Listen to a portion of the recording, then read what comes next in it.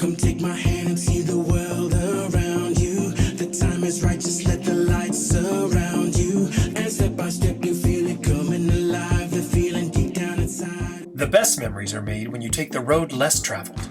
Visit wanderingbutnotlost.com for some inspiration. Today on Wanderings In, we're going to continue our series on how to stay in, but yet get out and do a little wandering. You know, with everyone kind of morphing into the shelter-at-home mode of the coronavirus outbreak here across the globe, actually, you know, we're going to have to stay safe and sane. And last night I had the opportunity to go on my walk, and I go on walk every night just to kind of free my brain up and get the cobwebs out. And it was awesome last night because it was raining, and it was, how often do you get to go out and walk in the rain? And I was like, I'm walking every night, so I'm going to do this. And it was awesome. And I called Jan, and we were talking about the podcast. And it's just, you know, it's fascinating what's going on in the world today. And I think that staying balanced and being able to keep a little bit of your normal routine and being able to exercise and to get out is going to be vitally important in what happens over the next few months, because I really believe that, you know, we have all of the financial things that are going on right now, and all of the worries about our family, and all of the health things are going on. But I really do believe that beyond the actual outbreak itself, one of the big problems we're going to see across the globe actually is states of depression setting in, and people really getting mental, you know, having mental issues because of what's going on. This is talk about PTSD in a whole different way than, you know, you think of as in a military type of situation. People are going to be, I mean, when you are separated literally from the rest of the outside world, it's going to affect your psyche. So I think it's really important that we do try to stay as balanced as possible.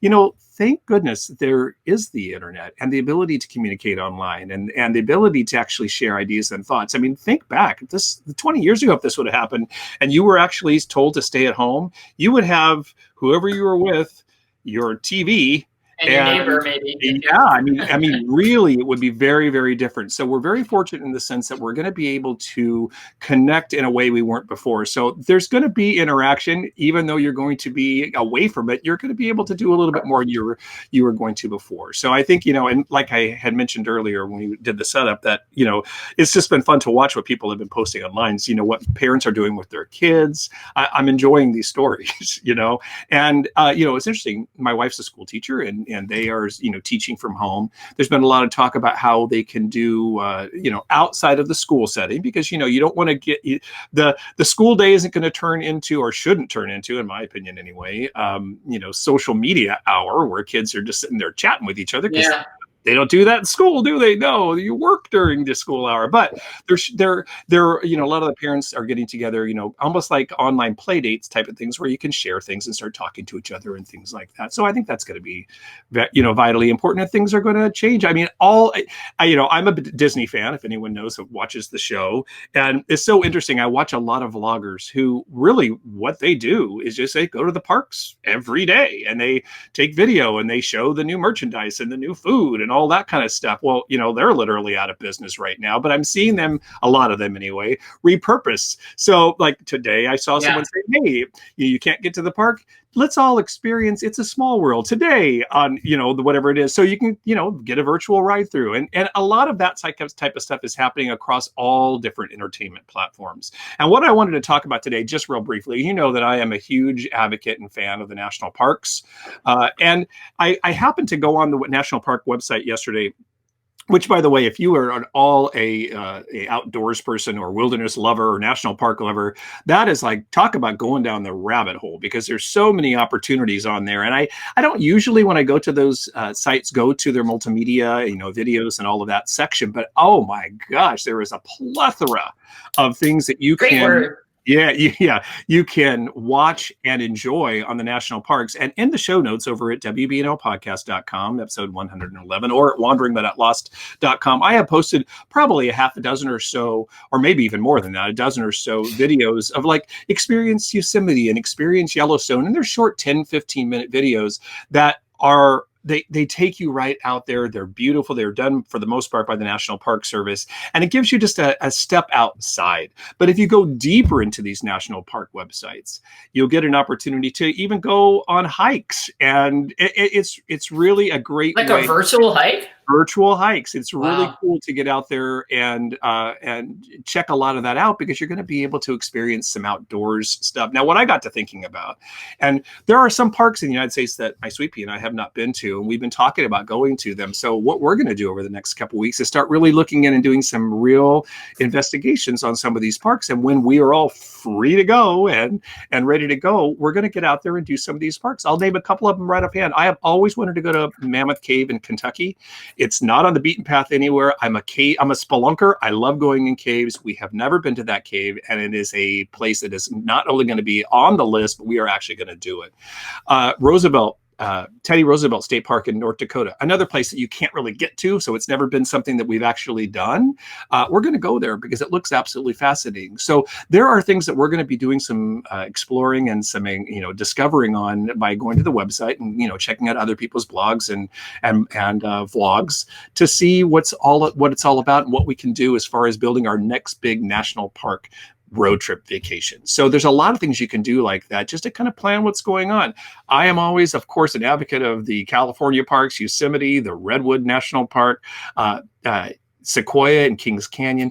Those parks have got some great information on the websites as well to get out and do a little bit of exploring before you go. And then almost every park has got a webcam. So I'm going to post a link to. I found a site that actually had a link to all of the webcams on one page. So I'm going to put that up there for you to go out there. Webcams are fun if you are really into something. If you're not, it's like, what am I? I'm watching this leaf blow. Okay, but at least you can see what's happening in the park right now. There's a couple in particular that I loved.